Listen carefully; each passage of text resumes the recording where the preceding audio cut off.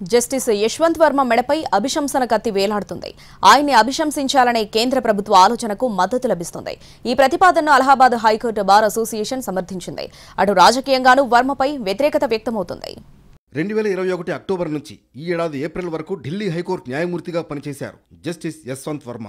అయితే ఢిల్లీలోని ఆయన అధికారిక నివాసంలో గత మార్చిలో అగ్ని ప్రమాదం జరిగింది. ఆ సమయంలో పెద్ద మొత్తంలో డబ్బు దగ్ధమైంది. దీంతో వర్మ అవినీతికి పాల్పడ్డారని విమర్శలు వెల్లువెత్తాయి. అయితే ఆ డబ్బు తనది కాదని వర్మ వాదించారు.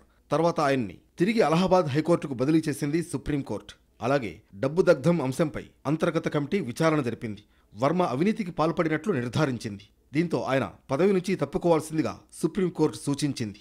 కానీ వర్మ దానికి నిరాకరించారు. ఆయన మాట వినకపోవడంతో కమిటీ నివేదికను రాష్ట్రపతికి పంపారు అప్పటి సిజేఐ సంజీవ్ ఖన్నా. అంతేకాదు జస్టిస్ వర్మ అభిశంసనకు సిఫారసు చేశారు.